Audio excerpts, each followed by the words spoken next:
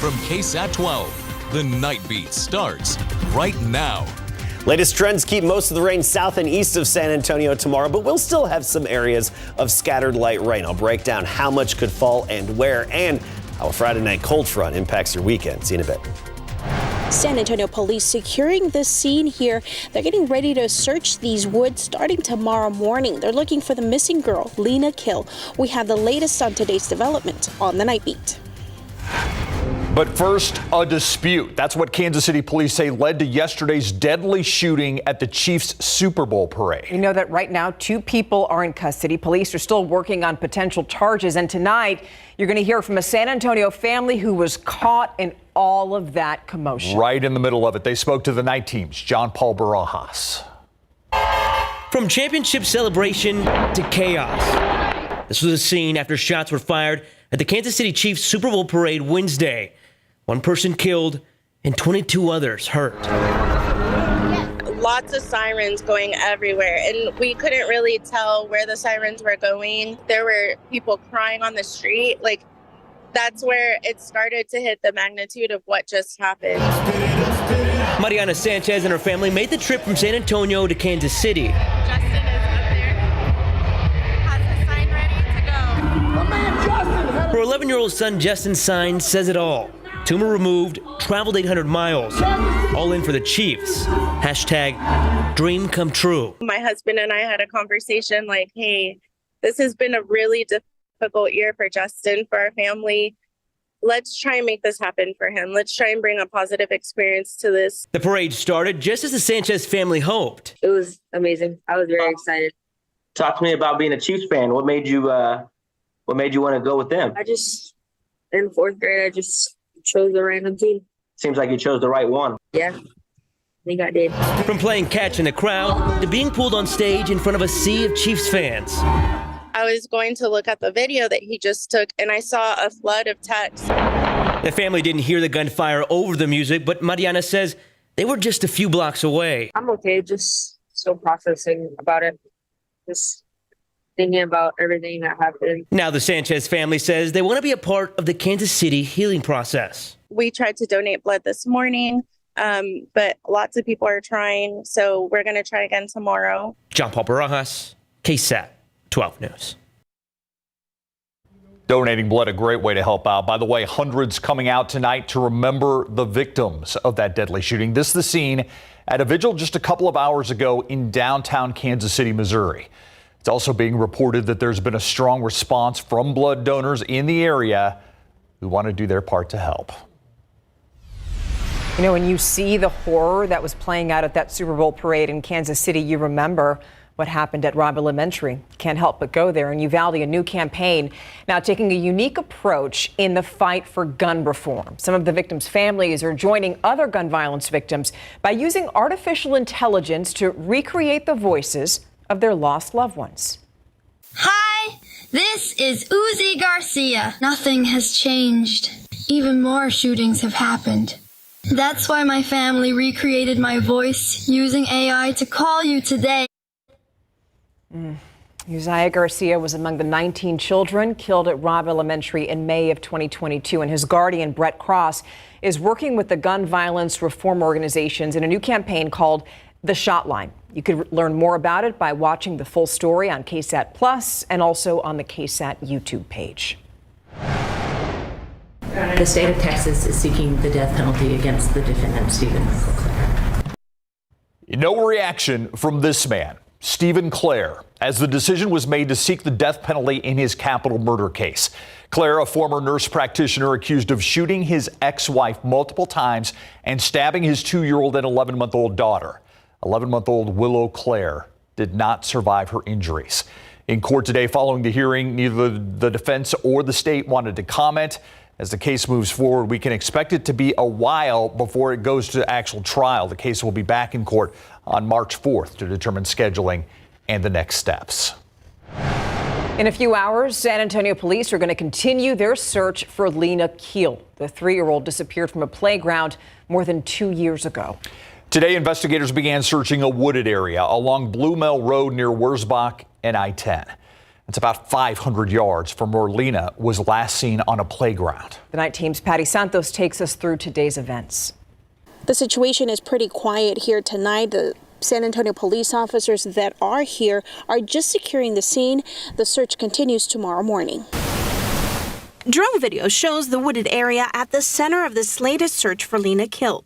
It is surrounded by apartments and a church. San Antonio Police, the FBI, and search canines walked the area this morning. Shortly after, Kill's father, his interpreter, and a family liaison spoke with investigators. They talked with us and they told us that we received the tip last night, so they are here since last night here. The Kill family met with police Wednesday to press them to keep looking for Lena. Investigators were tight-lipped on details about the tip, only that it may lead to clues about Lena's body. We don't know if it's a good tip. We don't know if it's a legitimate tip at this time, but we're going to be out here confident until we're confident that we figure out if it is or not. Police say they have searched this area before. This latest search comes just 5 days before Lena's 6th birthday. The family is very saddened by the fact that she has been missing for 2 years. And when I asked Dad if we could do something to commemorate her birthday, his answer was, please, no more. He's just spent. The search will resume Friday with ground-penetrating radars to search underground and other heavy equipment. Patty Santos, KSAT 12 News. And tonight to a Know My Neighborhood update, and community members on the Northwest Side say they are determined to make their voices heard about a proposed county park. A meeting with County Commissioner Rebecca Clay Flores was set for tonight, but that meeting in the Alamo Ranch neighborhood was postponed. The proposed park would take around 50 acres off Talley Road and Medio Drive. Neighbors have created opposing petitions with more than 600 signatures total. While some say it's a necessity to have a community park in this growing area, others say it doesn't have to happen in this specific neighborhood. I have 2 children, and there's many residents here in the area with children. I think that could benefit from a park. We do not want the homeless. We do not want the crime that is going to go along with having a walking trail. The county postponed the community input meeting tonight indefinitely to wait until a feasibility study is completed, but they are still accepting feedback. We have a more in-depth story about all of this with those links on KSAT.com. I also want to tell you about a boil water notice now in place for those who live in Elmendorf, the city's public water system, saying it's because of a main break there. Water should be boiled for 2 minutes before using or consuming. We'll try and let you know when this notice is no longer in effect. Coming up, a mother mourning her daughter paid thousands of dollars for a headstone that was never delivered. We found a handful of other families saying the exact same thing. We investigate the company's owner accused of taking their money. That's next on the Nightbeat.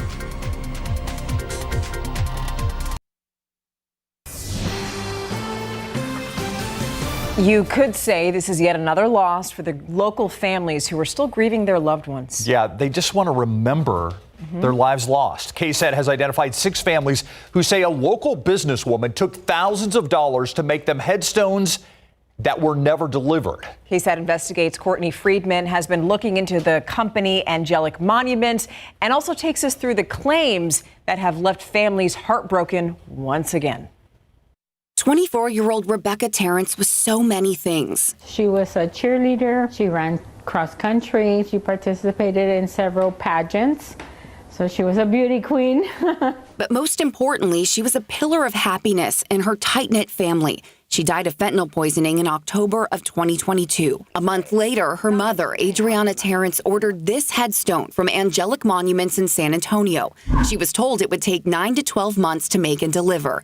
16 months later, Rebecca's grave still lays bare. It makes me feel like I have let her down by not having a headstone at the plot. Terrence paid Angelic Monuments owner Elena Moreno $3,278 up front, and Terrence said that check was cashed. My name is Elena with Angelic Monuments. Southside First has helped me in my business. When looking her up, we found this YouTube video from last year suggesting Moreno's business was at some point running and getting resources from the Southside First Economic Development Council. We called the council to find out if they had heard of any complaints, and they said they had not. This is a sales agreement from Angelic Monuments located at Commercial Avenue.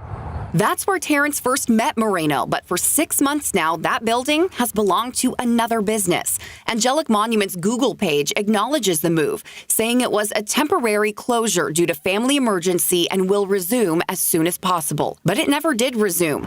The current business owner at the Commercial Avenue building told us Moreno's customers have showed up at his door looking for her and their headstones. Even though I was offering her grace, because of the timeline, I was also starting to get worried. At that 9-month mark, Terrence got in touch with me. I talked to Moreno on the phone twice in the span of 2 months. Once in October 2023 when she told me she had ordered the headstone. Then again in November when she told me she would give Terrence a full refund. That was the last time Moreno would respond to either of us. We found the official document showing Angelic Monument's certificate of ownership. On that document was another address, so we went there, finding a row of headstones along the side yard. Is Elena Moreno here? No. Does she live here? Oh, no. Okay. When Moreno continued advertising on her Facebook page, I left a comment. Still no reply. The 3 numbers we found for her are disconnected or not accepting calls. This mailbox is not currently accepting messages. She did not respond to my Instagram message, and at last check, she deleted that Facebook page. When Terrence and I looked for the page, we were stunned to find something else. A post warning about Moreno's business. Oh, look at that. It says PSA. I had not seen this before. This is newer. Yes, actually, that's true. Yeah. This is February 2024. Yes. So this has just happened. When Angela Diano's stepson Josh died, they bought a headstone in February 2023 and never got it.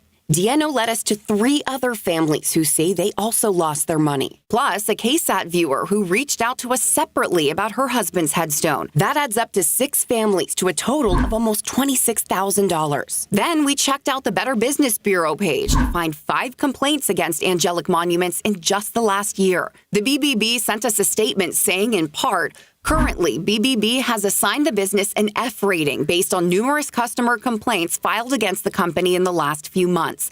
3 of these complaints are regarding issues that BBB classifies as a serious complaint with customers. They're keeping an eye out to determine if they need to open an official investigation, but Terrence doesn't want to wait that long. I filed a small claims suit, and I've got the official receipt with a case number. And you filed this today? Yes, I filed that today. Okay. Moreno will be served and Terrence will get a court date. She's holding on to a sliver of hope that Moreno will show up. She should have a conscience about taking people's money. I didn't have money to just throw away. While she tries to come up with a plan B, she continues to visit Rebecca. When I do visit her, I always tell her I'm still fighting to get her headstone. Don't have one way or another. Courtney Friedman, KSAT 12 News.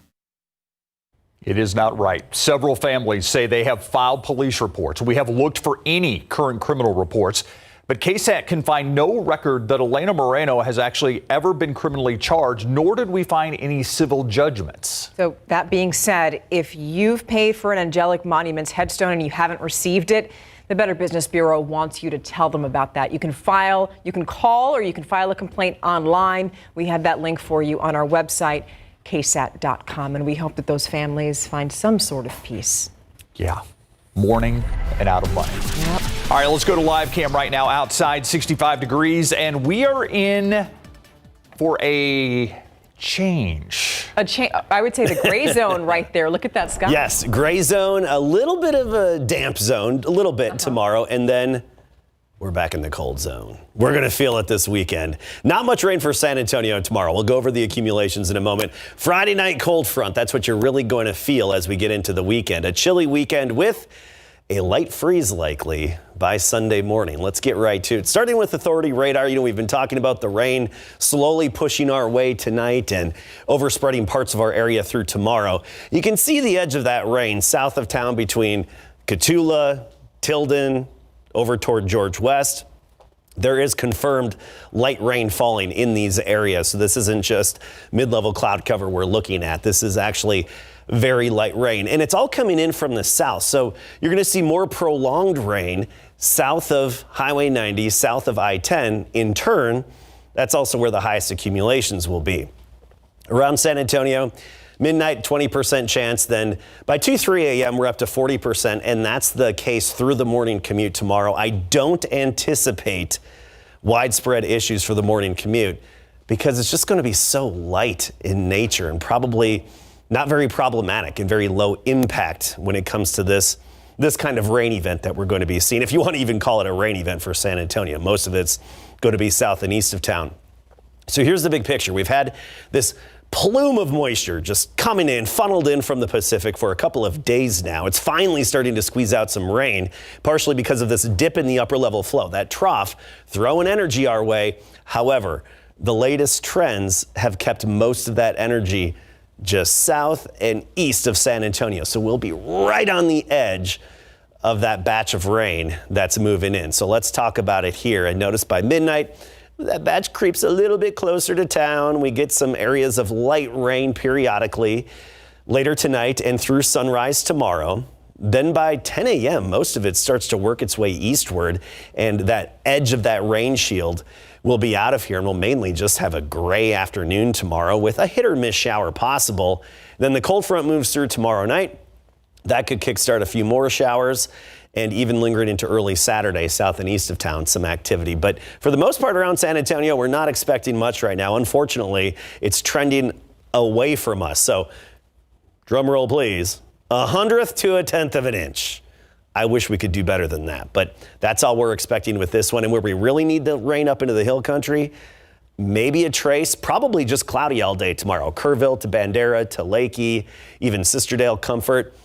I'd be surprised if you even get hit by rain. But you go south of town, 1/4 to 1/2 an inch, then Laredo to Corpus Christi, we're talking an inch, and closer to McAllen, 3 inches of rain. So some people will be getting some good rainfall. It's just not going to be us. We're right on the edge of it. And I think just unfortunately it's trending and going to skirt just past us for the most part. All right, temperatures. This is important. Look at our record low.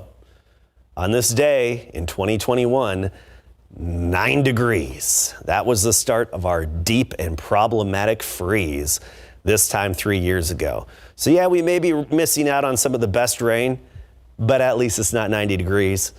You don't have to shovel 90 degrees. We don't have snow on the ground.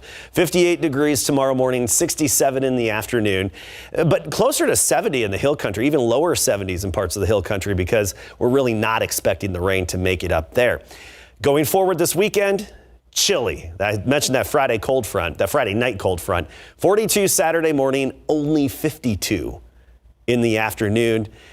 Mostly cloudy and breezy. And when we're talking winds gusting up to 35 miles per hour. Sunday morning, calm and clear but cold. A light freeze briefly on Sunday morning, right at 32 degrees. However, we rebound quickly back into the 70s next week. So a little spring-like, speaking of spring-like.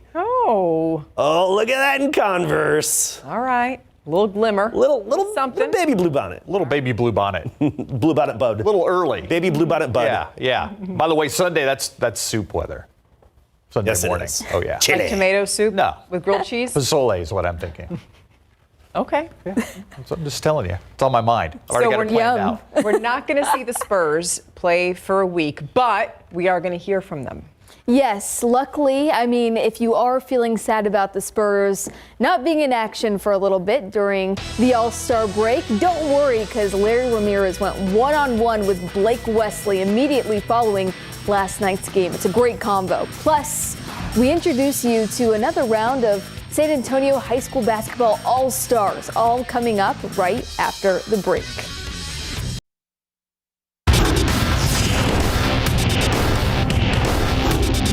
Here comes Clark. How will she go for history? There it is! I mean, that was just a ridiculous three-pointer Iowa's Caitlin Clark made to cement herself atop the NCAA women's basketball all-time scoring list. A historic night in Iowa City in big board sports. The San Antonio Spurs finally made it to All-Star Weekend for a much-needed break from the regular season and the rodeo road trip. Unfortunately, the Spurs aren't going into the break on a winning note after falling to the Mavericks last night. Larry Ramirez had a front-row seat to witness the action in Dallas and spoke with Blake Wesley one-on-one right after the game. Well, Blake, you all started off really well tonight. What happened? Where did that game turn? Turned in the third quarter. I mean, we play sloppy in the third quarter always. We try to fix it sometimes, but it happens. I mean, come out sloppy, we're going to play sloppy, but we're going to keep getting better.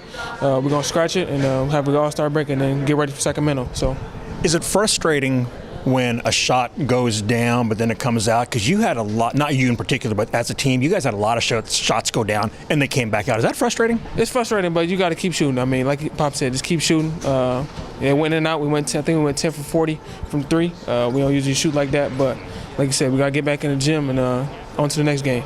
So you have a big event coming up on Friday at your high school. Tell me about that. I'm getting my jersey retired at Riley High School back in South Bend, so I'm excited for that, and I'm blessed, and I'm thankful for that. So, you're going to have family and friends there, I take it? Oh yeah, I'm going to have family and friends, a couple of Spurs people coming, so I'm going to have a blast, so I'm excited. It's not every day that you get a jersey retired at any level, so when you really think about it, man, how cool is that? It's really cool. I mean, it's going to hit me when they actually do it, when I actually get there, so especially in my hometown, it's going to be a lot of people there. I'm excited, and I'm blessed. So, you think you might shed some tears of joy? I might shed some tears. I know my mom going to shed some tears, so I think I am too. So, cool, man. Appreciate your time. Thank you. Appreciate it. Yep. All right, back to you.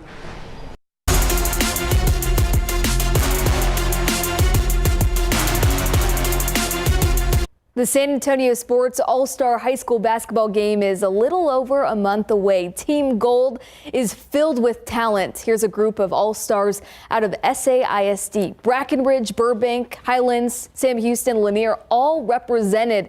And I'm curious at what it means to them to be an All-Star and at what point they realized they were capable of achieving All-Star status. Recently, honestly, this year, when I finally reached my 1,000 points, because I would just play just to play, and now that I felt like I reached a goal that I set for myself freshman year, I felt like, okay, I'm doing something, so I just stick to it. I didn't have no reaction because I feel like I knew I was going to be in it because I did my job through the whole season. It means a lot to me. Not a lot of my family play basketball, so I'm just good. I'm just happy to be one of them that do play and are just doing good. Exciting. I'm proud. We're one of the first and play with the best of the best. Being able to represent Burbank is really a huge honor. This has been the best year of basketball that I have experienced there at Burbank. Being able to participate in this all-star game is a big opportunity for me, and I'm very proud of my team. Unseen hours of work and just believing in yourself and having people around you that just believe in you and love you, and that's really all it is. Great message from Brackenridge's Isaiah Cardona. A strong support system is key. For more information on the San Antonio Sports All-Star Game, visit KSAT.com. After the break, we have a new all-time career scoring holder in women's college basketball. Welcome back. There's a new all-time career scoring record holder in women's college basketball. University of Iowa star guard Caitlin Clark became the NCAA's all-time leader in the first quarter of the Hawkeyes game against Michigan. She set the mark in front of her home fans in Iowa City tonight. Now, the 22-year-old needed only 8 points to eclipse the previous record of 3,527 points held by Kelsey Plum. She finished with 49 points on the night, and number 4 Iowa won the game. I can't get over that shot. No one takes that shot, but she took it, and it made history. She makes those shots all the time, though. It's the normal for her. I can watch that over and over again. And hey, I'm an alumni of Iowa State, so if I can say she's great, anyone can. Yeah, because those are Caitlin Clark. Huge rivals right Yeah. there. And if a Cyclone can say it about a Hawkeye, I guess she's incredible. She must be good then. Yeah. Yeah. Thanks, Mary. We'll be right back.